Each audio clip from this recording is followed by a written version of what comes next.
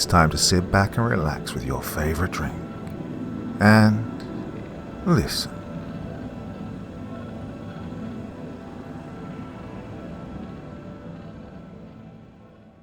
In tonight's story, we find ourselves in the summer of 1998, when a 15-year-old boy's picture-perfect hometown begins to reveal its darker side. What starts with strange incidents, claw marks, a missing pet, and a hidden passageway, soon spirals into a nightmare that blurs the line between the ordinary and the sinister. As he digs deeper, the boy uncovers unsettling secrets tied to his family's past, drawing him into a web of fear, revenge, and unanswered questions. What he discovers will change the way he sees his home and his safety forever. The Summer of 1998 by N.J.E. Part 1. 5. In 1998, I lived in a quiet little farming town. No crime, no strangers, and everybody knew everybody else. It was the picture-perfect place to raise a family. My house rested in the middle of a suburban side street. It was a large brick house on a double lot which was probably constructed in the early 20th century.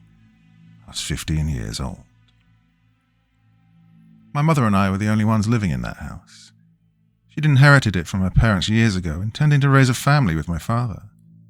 But a car accident would claim his life shortly after I was born. I never spent much time in the house when I was younger. My mother was a nurse working graveyard shifts at the local hospital at the other end of town. And so, for most of my childhood, I had to spend the night at my aunt's house. Now that I was older, I was allowed to stay at home alone. Being raised largely unsupervised, I was given a certain degree of freedom and responsibility which I didn't abuse. I never threw parties or snuck out at night. The most rebellious thing I did was invite a friend or two over on weekends to watch movies and play video games all night. On this particular Friday night, it was just me alone at the house. I was watching scary movies, eating popcorn, and listening to grunge rock radio. The only disturbance came from my pet cat, Romeo, jumping on top of the television. Eventually, I got tired of this and threw him out of my bedroom, closing the door behind me. Well, it might seem harsh, but God, I really hated that cat. Whenever it was just the two of us at home, he'd jump on the furniture, claw my back apart as I slept, and tear up the carpet. I could still feel the claw marks he left on me from the night before. A few minutes later, I heard a faint crash downstairs. I angrily turned off the radio and listened for it again. Silence.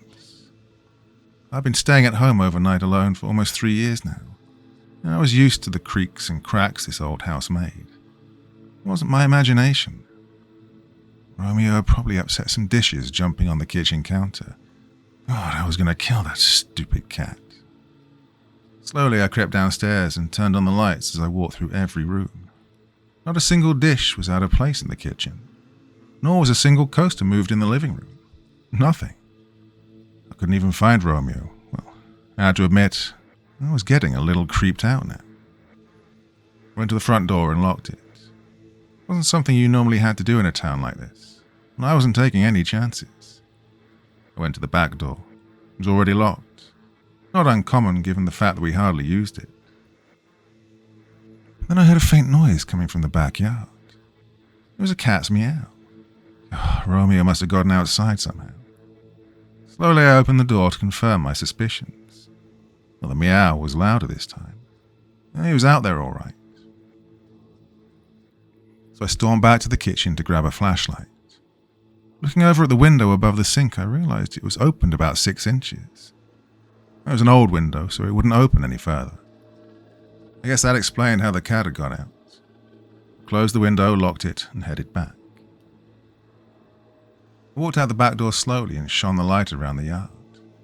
Our yard was twice the size of a regular lot and had a small forest behind it. It was a prime target for realtors, but it was a creepy scene at night.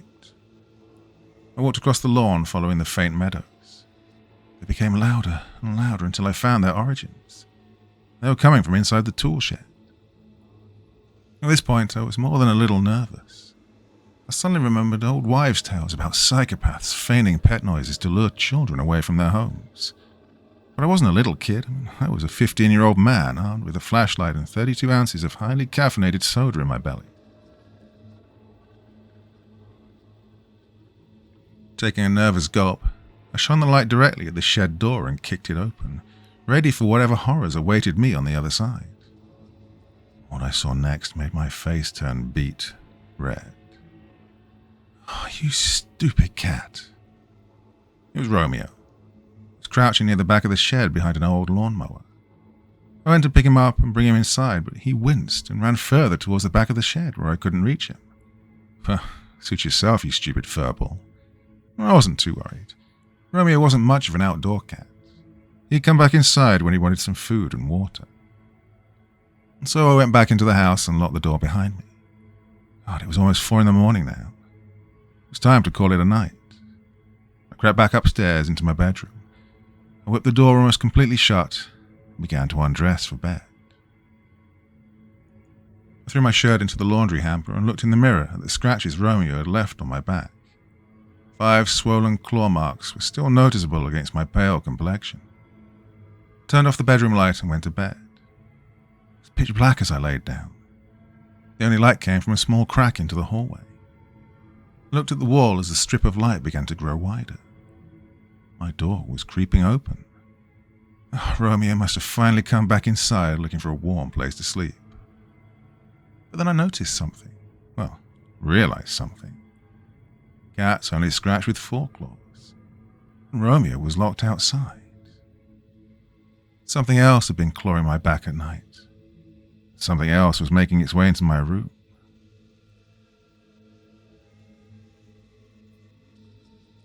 Part 2. Nail. My heart was beating rapidly as I pushed my face deeper into my pillow. I couldn't bear to look at whatever horrific thing was approaching me. It was ready to strike. Suddenly, and without warning, it jumped onto my bed. With a rush of adrenaline, I sprung up ready to fight for my life. No.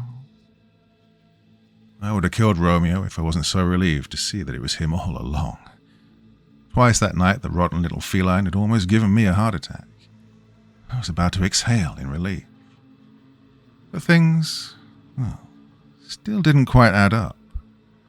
How had the cat gotten back inside? What was the crashing sound downstairs? Where did the claw marks on my back come from? I was tired, panicked, and covered in sweat. So naturally I threw the cat into the hall, locked the bedroom door, and flopped onto my bed before finally passing out in peace.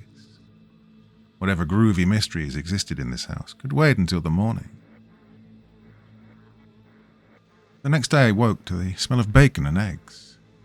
Downstairs I was greeted by my smiling mother. We exchanged small talk about our nights, just as we always did. After breakfast I decided to ask about the previous night. I was careful not to divulge everything, lest I be seen as a scared little kid. I merely asked her how Romeo could have gotten back inside. Well, she explained that it was an old house. There were small holes in the foundation and siding where raccoons, squirrels, and even cats could crawl into the walls, or sometimes the house itself. Her explanation, combined with the presence of daylight, put me at ease. It wasn't until I left the kitchen that her words sent chills down my spine. "Oh, and please make sure to shut the kitchen window before you go to bed." A puzzled look formed on my face as I turned back in her direction. "Oh, it was left to crack open this morning. I don't want any bugs getting in. Okay, sweetie?" I nodded silently before walking back upstairs. I'd locked the window last night. I was sure of it. Just another question on a growing list of them. Upon returning to my room, I lifted my shirt and turned my head as I looked at the mirror. 5 pink claw marks reaching from the top of my neck to the bottom of my waist. Well, luckily, they were beginning to fade. Whatever had caused them hadn't done so the previous night. I decided to put it to the back of my mind. The next few nights were uneventful. I made sure all the doors were locked, all the windows were shut, and all meddling cats were accounted for. Besides that, I just sat in my room and accomplished nothing. What else was a slacker teen expected to do on a summer break? It wasn't until Friday that things got weird again. I was watching a late baseball game on cable, in the middle of a shouting match with the television. "Oh, Springer, you frickin' bum. What does Mazzone even see in this guy? Send him packing back to Arizona." After a game full of intentionally stimulating conversation, I was about to call it a night. Then I heard the scream. It was a piercing sound, neither distressed nor boisterous, not even human. It was animalistic, but unlike any animal I'd ever heard. Whatever it was angry. The security in my room could not be understated. I lived on the second floor. My door was deadbolted, and a small handgun was locked in the bottom of my dresser for emergencies. Yet I couldn't help but recall what my mum had said about the holes in the house. I had to find them. But the screams were getting closer. Was nobody going to call in a noise complaint? Of course not. The seniors on this street were passed out in OxyContin comas by 9:30. Finally, the screaming stopped. Now was my chance. I rushed downstairs with the cat in my arms. I threw him out the back door. It may seem like I was sending him to his death, but I figured he could find his way back in like he had the night before, right? There was only one way he could go. I rushed across the house to the basement door, unlocked it, and headed down below. It was a dark and dingy place. The floor was actually just dirt, with the moisture turning it into mud. The only light came from the flashlight shaking in my hand. Eventually, I found the old swinging light bulb and pulled the cord to illuminate the rest of the basement. There were 2 rooms down there. One right below the stairs filled with old doors, dressers, furniture, water heaters, and so on. Beyond that was a room filled with piles of firewood for an old wooden furnace that had since been removed. Suddenly, I saw something rush across the floor. It was Romeo. I looked over to the hole he'd come through. Well, this was hardly a small hole. It had to be 2 feet high and 3 feet wide. I could have probably fit through it. But it was a relief to know that at least one question was answered now, and I could fill in the hole in the next morning. But then I heard the scream again. It was right outside the house. I panicked for a moment as I looked around. I grabbed a wooden door and threw it over the hole. Then I collapsed a pile of wood in front of the door. It wasn't much, but it would have to do. I froze for a minute to see if it would hold. A loud thud shook the jury-rigged blockade. But it held, and whatever was trying to break through would have to settle for scratching. And then it stopped. I waited a few more minutes just to be sure. Nothing. I grabbed Romeo and made my way back upstairs. My heart was still pounding and my hands were still shaking. By the time I made it back to my bedroom, I was calm. I was calm until I gazed out the bedroom window. It was here that I saw a shadowy figure rushing into the thick forest behind my yard. He stopped for a minute and stared back at me. I knew we hadn't seen the last of each other. The next morning, I acted like nothing was wrong. I calmly stumbled into the kitchen, where I was once again greeted by my mother. We chatted, and I explained that I'd found the hole and was going to fill it in with some old cement. Mum didn't protest or inquire any further. She was probably just thankful that I was taking an interest in doing some handiwork.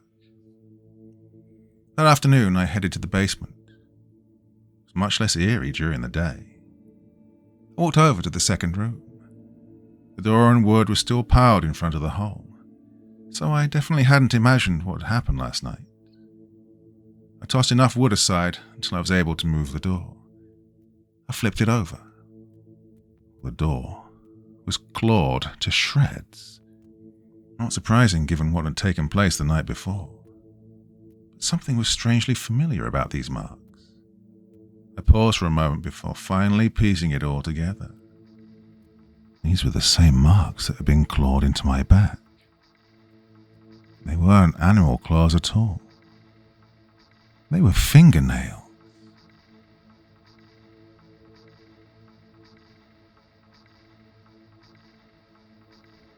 Part 3. Cord. The next few hours were nerve-wracking. I sat alone in the basement, filling in the hole and trying to rationalize my discovery. Maybe I should have been relieved. I wasn't being stalked by an animal, demon, or werewolf. It's just a human the entire time. Somebody had crawled through a hole in the house's foundation. Somebody had found a way into my home. Somebody had watched me as I slept at night and dug his fingernails into my back. And now that somebody had grown tired of merely teasing his prey. Ugh, what a relief. After finishing my work in the basement, I returned upstairs. I didn't say anything to Mum as I passed by. I wasn't going to tell her what was going on just yet. She'd think I was going crazy. Maybe I was. But I had a little more investigating to do before I could be sure of anything. The next morning, I packed some supplies and waited for Mum to go to sleep. She usually slept until the late afternoon, so she wouldn't even notice if I was gone. Then I was out of the door. What was I even looking for? Well, I guess I'd know when I found it. Beyond my backyard, there existed a 5-acre forest. In the winter, it was so barren and empty you could see through to the river on the other side. But in the summer, it was full of large, vibrant plant life. The forest was so dense that it blocked anything but small traces of sunlight from peeking inside. The daylight wasn't going to help me in there. I marched at a steady pace into the unfamiliar setting. My friends and I would come here and play as little kids, climbing trees, having sword fights and building forts. But every year it grew differently. It would be impossible to ever memorize the look of this place. The only sounds I heard were the random snapping of twigs and the light footsteps of small forest animals. It didn't take me long to realize that Romeo had followed me into the forest. He was crouched behind a tree pretending to be an elusive predator. I gave him a smirk as he calmly strutted towards me, knowing that he'd been discovered. We looked up and down every bit of that forest for what seemed like hours. The thick bushes held me back, but I kept pushing through. I was ready to give up and go home when I heard it. Romeo was hissing at something. I looked over to see a small cave less than 10 feet away. Well, it was actually more like a hole dug into the side of an escarpment. Slowly I moved towards it. Romeo stood perfectly still, arched up with his fur on its end. Despite knowing the horrors that could await me, I pressed forward. It wasn't that I was particularly brave. I was just sick of looking over my shoulder every day. The cave was well hidden. It was covered in old rotting branches and brush. After tearing enough of the blockage away, I took a deep breath before lunging into the cave. Nothing. It looked cozier in there than you might have imagined. The walls were layered in brush so moisture wouldn't leak through, and the floor was covered in hay to make it soft and cushiony. It was an admirable shelter made by various drifters or a very intelligent bear. But the place was clearly run down and hadn't been used for some time. Suddenly Romeo came rushing into the cave, still puffed up and running around like a rabid animal. His pathetic hiss had turned into a mighty growl. The frantic little feline was jumping around, tearing everything up in his path. I was less scared of the cave than I was of him. "All right, Romeo, cut it out. Let's get out of here." I motioned towards him, but he scratched at my hand. He turned his anger towards me. Standing in disbelief, I finally walked out of the cave. I waited outside just in case he came to his senses. Nope, just more growling and hissing. Fine. Good luck finding your way back into the house tonight. That night I sat alone at the kitchen table. I left the window up a few inches so Romeo could get inside. In the corner was a small television playing some old monster movie. I was preoccupied with bouncing a crazy ball against the wall as I watched the window, hoping for my cat to appear. But deep down, I knew he wasn't coming back. Something in the forest had caused him to lose his little marbles. If only I hadn't gone snooping in that stupid cave. And then, I heard it.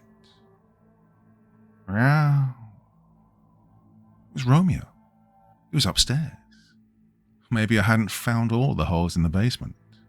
So I rushed up to my room to greet the little bugger. I was halfway up before I realized he wasn't crying for attention. He was crying in pain. And Romeo wasn't on the second floor. He was in the attic. Well, the entrance to my attic was blocked by a thick piece of wood bigger than the hole itself. Cord swinging below actually did nothing when pulled.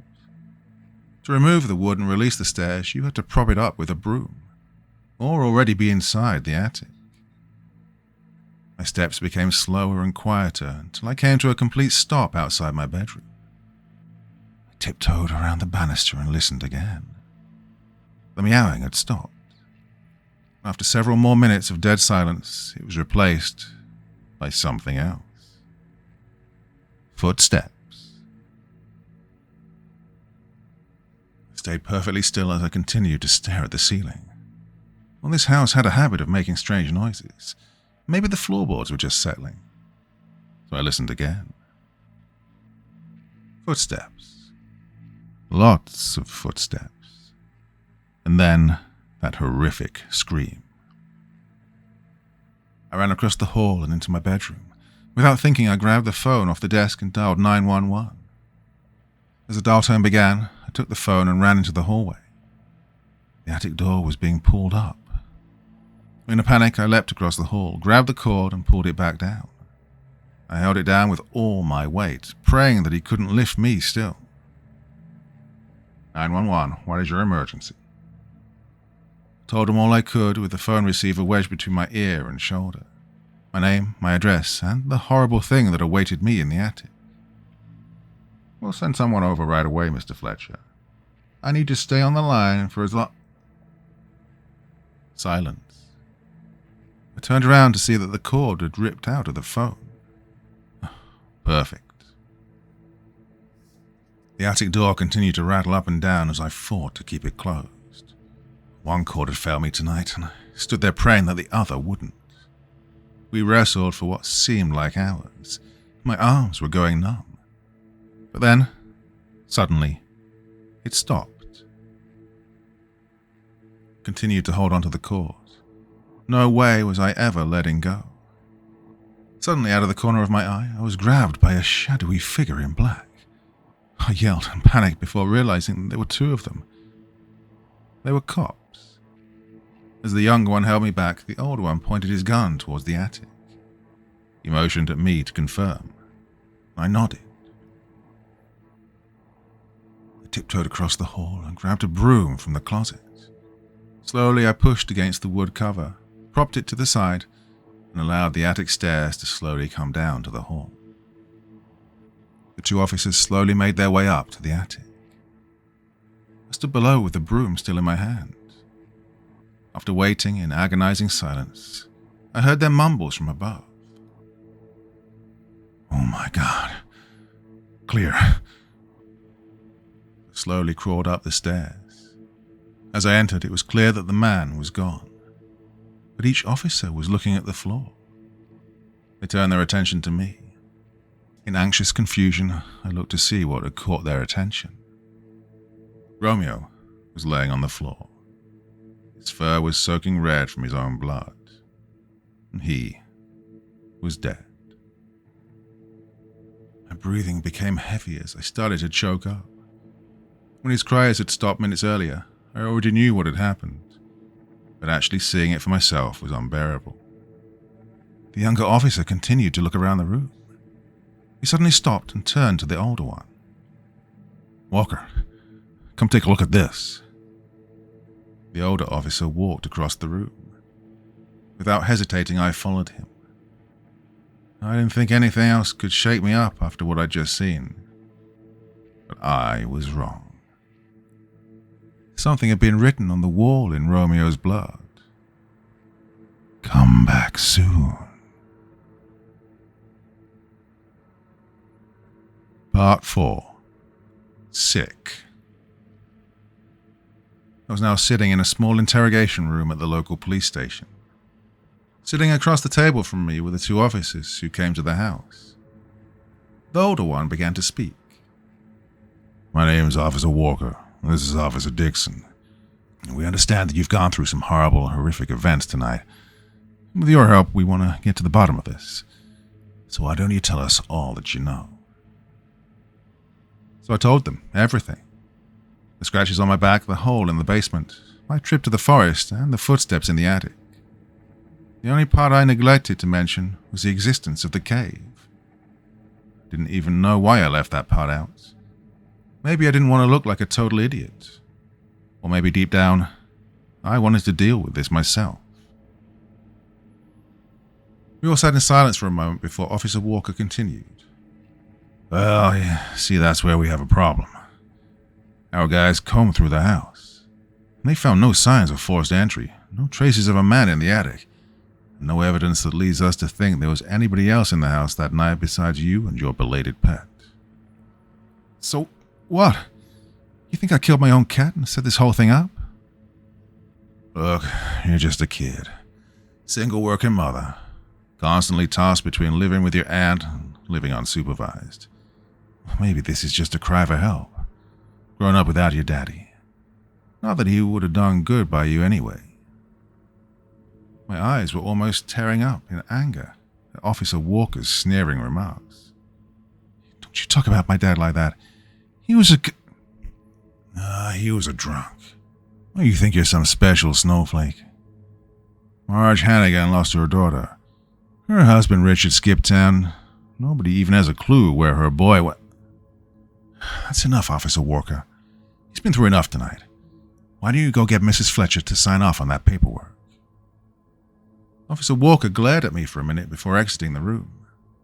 My mother was waiting in the hall with tears in her eyes. I turned my attention to Officer Dixon. What exactly is my mom signing off on? Well, just want to keep you overnight to make sure you're okay to return home. Some of our guys are also removing any knives, tools, and firearms from the house just to be safe. He looked at me in silence as if waiting for something. I knew what it was. I reached into my back pocket and pulled out the key to the bottom drawer. Bedroom desk, bottom drawer. Compact ORM pistol. Officer Dixon chuckled as he reached for the keys. He was trying to make me feel better, I guess. But he knew it was useless. He saw the look of defeat in my eyes. Well, they didn't believe me. They were treating me like the crazy one. The shadow who haunted me had come and gone as if he were a ghost. What kind of terrible thing was I dealing with? I was carted off to the cell like a common criminal. It was a small room with a tiny cot, seatless toilet, and a small barred window with a view of the parking lot. This usually served as a drunk tank, but tonight it was going to be my own miniature prison. I got you a glass of milk and a tuna sandwich in case you get hungry. Officer Walker's over there at his desk, and I'm out in the main lobby. Give me a holler if he gives you a hard time. What about my mom? She's staying with your aunt tonight. She'll be here to pick you up in the morning. Oh, she also wanted me to give you a message. I looked up, waiting for him to relay her typical mushy mum talk. She says, sweet dreams, stay safe, and your dad is always there to protect you. What a weird little message. She never really mentioned my dad much, but I guess weird situations like this could bring out strange emotions in a mother. Now, sleep tight, kid. Officer Dixon gave me a nod before closing the cell door and locking it behind him. I lay down on the thin mattress and sat wide awake for what seemed like hours. My cell was in total darkness. The only light came from Officer Walker's little office. The only sound came from the grumpy old officer writing reports at his desk. But suddenly, I heard a squeaking sound. It was faint at first, but grew louder. After a moment, I saw the shadow of a hand in the moonlight. Somebody was at my window. It was him. I wanted to turn around, but I sat there waiting for the sound to go away. And then it did. My panting breaths became louder as I started to panic. I was about to spring up out of my bed when I heard something else. A shriek, a struggle, a crash, a thud. Then the lights went out. Not just the ones in Officer Walker's office. The whole station was pitch black. I was sitting in total darkness. Finally, I began to stand when I saw the shadow moving towards my cell. I couldn't see his face, I couldn't tell you how tall he was or point him out in a lineup, but I knew it was him. Slowly I crept to the back of my cage. I looked for something, anything to defend myself. He stood motionless, right in front of my cell. For a moment I was grateful to be here. The cell was no longer keeping me in, it was keeping him out. Then I saw him reaching into his pockets. The keys to my cell jingled in his hand. I couldn't scream. I couldn't cry for help. I just waited in horror for the shadowy figure to enter at his whim. He turned the key into the cell door. But then, he just walked away. My mind couldn't process what was happening. Hours ago he almost got to me, but now he had me trapped and just walked away. I waited for a few minutes before turning the key and slowly opening my cell. Before I left, I saw something written on my window in his breath. "Come home." I ran into Officer Walker's office. He was lying on the ground. I rooted through his desk until I found a flashlight. Shining it on him, I realized he wasn't moving. He was covered in blood. I didn't know if he was dead or alive, but what I did know was I was getting out of there. Barging through the door, I ran out to the main office. Officer Dixon had suffered the same fate. Dead or alive, he was covered in blood and motionless. And the place was empty. There was nobody here to help me. I wanted to cry, call my mum, go back and hide in my cell. But I was sick. I was sick of running and hiding. I was sick of using doors, roofs, and metal bars to separate us. The shadow didn't need to come look for me anymore. I was coming for him now. My heart was pounding in fear and anger as I sprinted out the doors of the police station. I ran down the sidewalk, cut through backyards, vaulted over fences, and ran through the river until I was finally there. I panted with excitement and fatigue as I stared at the cave in front of me. Well, this time, I was ready for him. I knew he was in there. With a sense of reckless bravery, I turned on my flashlight and charged into the cave. But it was empty. The hay was now scattered all over the floor, and dried-up blood was spread in the corner. There had been a struggle. Romeo had put up a fight. Oh, that brave, stupid cat. I shone the light up on the walls and looked on in horror. And the walls were covered in photos. There were photos of me, walking in the forest, camping in the backyard, walking with my friends, and sleeping in my room. I realized that he hadn't been following me for a few weeks. He'd been following me for months. I looked beyond the collage to see a small crack at the back of the cave. I peeked inside before moving the small board, which was disguised as a wall. There was a small crawl space here. It was empty now, but it was big enough to fit a person. This is why Romeo was so hostile. He'd sensed something I couldn't. He knew that the shadow had been here the whole time. I rushed out of the cave, through the small forest and back into my backyard. All the lights were on and all the curtains were shut tight. Suddenly, a figure appeared at the attic window. There he was, waiting for me. Now I knew why he'd let me out of that cell. He wanted to end it here. I was about to give him his wish. I was home.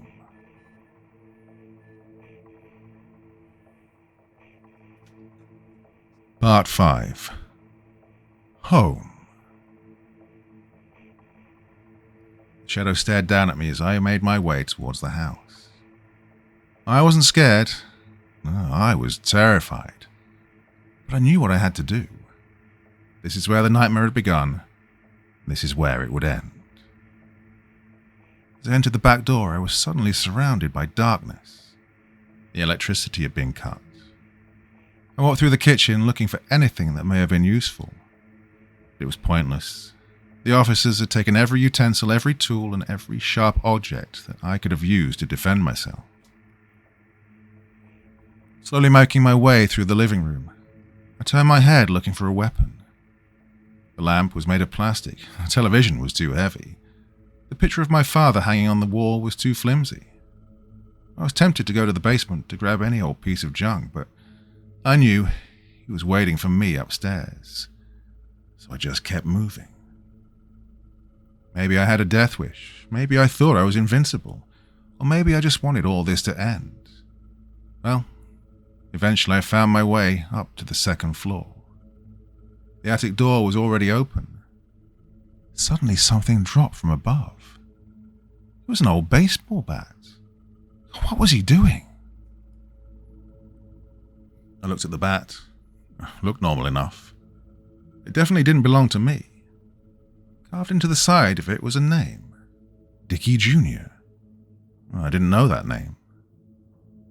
Didn't have time to think about it, so I picked up the bat and climbed to the attic. There he was, standing 5 feet away from me. The shadow was wearing a black mask, black shirt, and black pants. In some ways, he truly was a shadow. But I realized something. He was just a man, not a ghost or a demon, just a man. He pulled a knife out and began to charge. Any bravery or sense of invincibility was gone. I was scared. Aimlessly swinging at my attacker in the darkness, hoping to save myself until help arrived. But I knew nobody was coming. In my nervousness, I stumbled and nearly fell. The man swung his knife in a taunting manner, slicing my arm and causing me to jump back. While the attack caused a sharp pain in my upper arm, it also snapped me back into my senses. This was an old house. Had a lot of flaws. Cracks, creaks, and loose boards. I walked backwards into the back left corner and prayed that he would fall into my trap. As the man followed, he stumbled on a loose board that caused me many injuries as a child. As he fell forward, I swung the bat at his head. I managed to hit the side of his skull as he fell to the ground. I then ran to the other side of the room and stood my ground in slight relief. He was down, for now, and I wasn't letting him get back up. Suddenly, I saw something at the stairs. Another black mask, another black shirt, another shadow. There were 2 of them all along. The one on the stairs climbed the rest of the way up. He too had a knife in hand. The one on the ground groaned before slowly standing up. I stood in the corner holding my bat, ready to swing at either of them.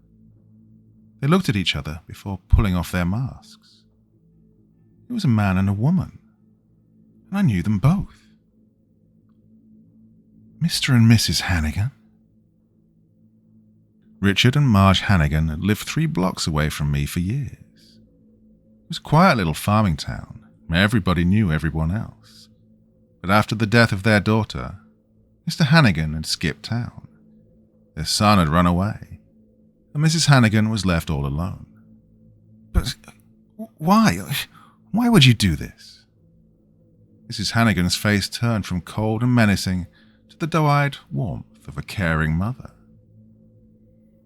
On June 7th, 1983, God gave this little town a great gift, a precious baby boy. That boy was you. And exactly 1 month later, on July 7th, 1983, he gave us something else, a sweet baby girl. I stared on in horror and confusion. She explained further. That baby girl was my daughter, Emily Hannigan. Your mother and I used to be very good friends. Did you know that? I was a few years older than her. She was like a little sister. When you and Emily were born so close together, we just knew it was fate. You were going to grow up into a handsome young man, and she was going to be a beautiful young woman. We used to joke about the 2 of you growing up, falling in love, and getting married. She paused for my reaction as I forced a small smile before she continued. But you see, that never happened. Because one night Emily and I were driving home from a play date at this very house. Your father was driving home from another night at the bar. He was drunk just like he always was. Didn't even see him coming. At this, Mrs. Hannigan broke down into tears. Mr. Hannigan looked at me as if he was about to speak, but I quickly interjected. So, what? You're looking for revenge for something I never did? I'm really sorry about your daughter, Mrs. Hannigan. But why would you take it out on me? Why would you wait until now? Mr. Hannigan's eyes turned to rage as he snapped at me. You think that's where it ends, boy? Your drunk daddy didn't just take our daughter. He got what he deserved that night. But he'd torn this family apart. Our boy couldn't take it. He ran out, and I ran out looking for him. And he was only 15 years old, just like you. Mrs. Hannigan interrupted her husband as her tears began to dry. So we're just taking what's rightfully ours. Your father stole our family from us. Your mother only had one child. A life for a life. It's only fair. Then your mother and I can call it even. I looked on in panic as Mrs. Hannigan began to raise her knife. Oh, I had to stall. I had to do something. And then I thought of something to say. But if you really wanted to make things even, doesn't Emily's father have to die too? Mrs. Hannigan laughed at the absurdity. But Mrs. Hannigan did stop and ponder it. Mr. Hannigan looked on in disgust and anger, and this was all the distraction I needed. I swung my bat and knocked them both to the ground. Folding over the two, I ran down the attic stairs and kicked the ladder out from under me. That'd stop them for now. I sprinted down to the first floor. Didn't know where to go or what to do. Ran across the house looking for something, anything to help me out. Suddenly I remembered my mother's words. Your dad is always there to protect you. I looked over at this picture of my father hanging in the living room. After removing it, I looked behind it to discover a small safe. I'd never noticed it before. This house was full of surprises. There were 100 digits on the pad. I tried everything. My birthday, my dad's birthday, my mum's birthday. And then I heard the thumping upstairs. The Hannigans were out of the attic. They were about to end my life. But that sound may have saved it. Because it made me realize. 09/21/83. The day of the accident. It worked. I opened the safe and saw a deed, some documents, a small pile of cash, and a revolver. One of these things was bound to help me. Fumbling the bullets under pressure, I managed to get one into the barrel. As Mrs. Hannigan rushed down the stairs toward me, I aimed and pulled the trigger repeatedly. Click, click, click, click. She fell to the ground. But Mr. Hannigan was right behind her. He charged at me and raised his knife. Suddenly, the front door crashed open and another gun fired. Mr. Hannigan fell to the ground. I turned to see Officer Walker with a gun in his hand, and Officer Dixon behind him. I'll spare you the boring scene that came next with ambulances, stretchers, police cruisers, and my weeping mother suffocating me with hugs. Mr. Hannigan died several minutes after being shot. Mrs. Hannigan survived, but she was institutionalized for life. Officer Walker retired from the force a few years later. Officer Dixon quit the force and moved away shortly after the incident. And my mother and I decided to get the heck out of that town. The day we moved, we were visited by Officers Walker and Dixon. No gloom, doom, or news of a breakout at the mental hospital. Just a friendly goodbye.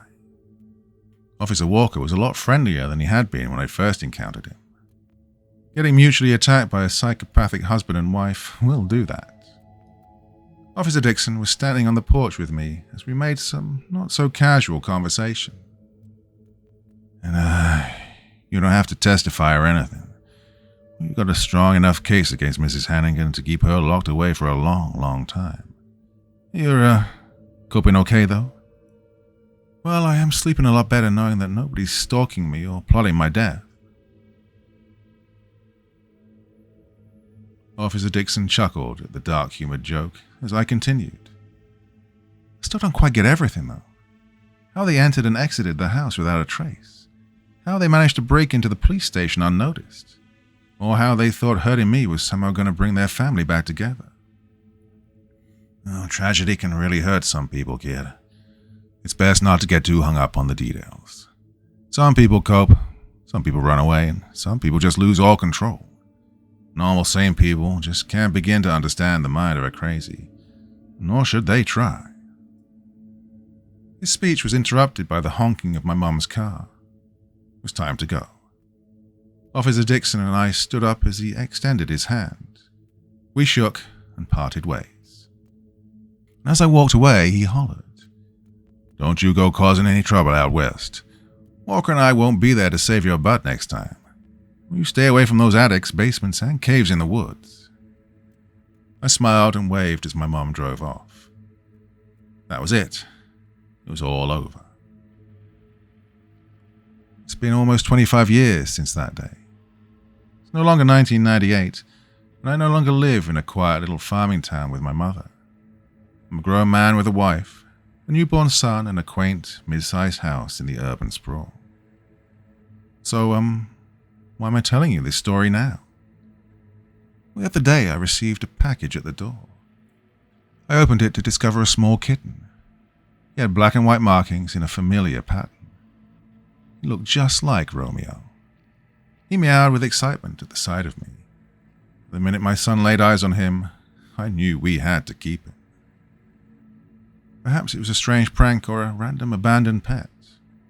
But there was no return address. There wasn't even a postage stamp. At the bottom of the box was a photograph. It was a picture of a father and son. I didn't recognize either of them at first, but I'd seen them both before. I flipped the photo over. Handwritten in pen was Richard Dick Hannigan and Dickie Jr. It was Dick Hannigan and his son. Dick's son. Suddenly I remembered what Officer Dixon had said to me all those years ago. Stay away from those attics, basements, and caves in the woods. Except, I never told him about the cave in the woods.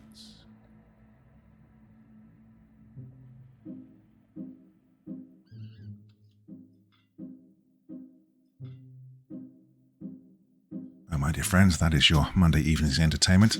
Didn't exactly go where I thought it was going to go. All over the place, that one, yeah. Lots of entertainment, though, I thought. Yeah, thought it was going to be some weird, creepy ghost kind of thing, and then, well, simple revenge story. Who was Officer Dixon? Maybe it was his son after all. Well, you think you would have noticed or known, wouldn't you? Anyway, that is enough for this evening. Yeah, and sorry for not telling you that last night's pasta was a feels pasta. Yeah, it was pretty emotional, and I could have perhaps given you a bit of a warning here. Sorry about that. Awesome story, though. I'm glad so many of you kind of got in touch via the comments and elsewhere and said you really, it meant a lot. It did to me too as well, to be honest with you. So, yeah, glad you enjoyed that one. Well, that is enough for, as I said, this Monday evening's entertainment. Back with a podcast over on my second channel tomorrow night, and wherever you get podcasts, and back here on Wednesday. Till then, my dear friends, have a good one.